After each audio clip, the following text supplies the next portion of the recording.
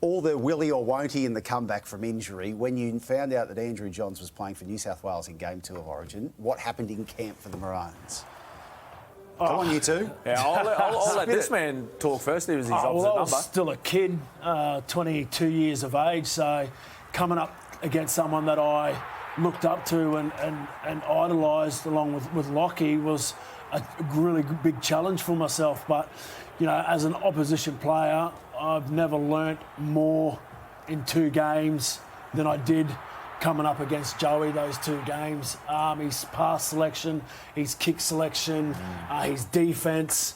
It was frustrating and certainly got taught a lesson in those 2 games. But, yeah, the comeback, it was unbelievable from... and given the fact that he was working at the QAS... Yes. getting him back in this. Queensland got me back. QAS to get him back injury, in this, from the knee injury. So, yeah, it was quite a comeback. Still burns, but it was, from opposition side, I've never learnt so much. Well, I remember Joey being named in that side, and I had mixed emotions. Obviously, I was really excited to come up against Joey at Origin level. Also, you know, filling up the pants a little bit too, facing him, with his comeback game, thinking, you know, how good is he? But I actually played against Joey in my first game, in Game 3 of 03.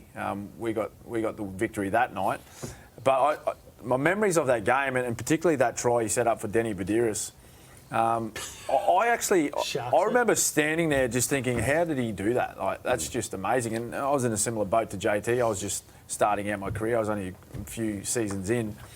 But still to this day, I can't remember ever being a part of a game of football where one player's dominated the match the way he did that night. Like, through his passing. It's a shame that our careers sort of didn't overlap more.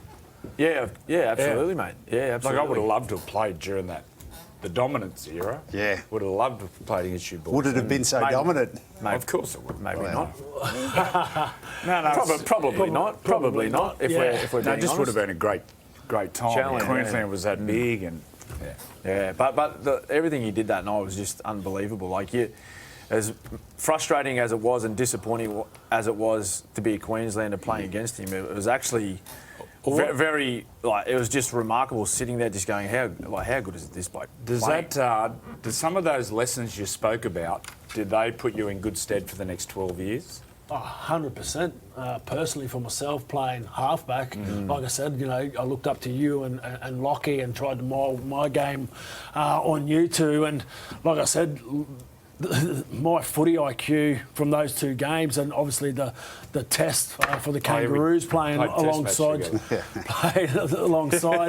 yourself and Joe, Lockie and Bedsy, you know, went from here to here, and it was just put me in such good stead for my career. So learnt so much. After that Origin series, the Knights got me in and said, look, we want you to retire from rep footy.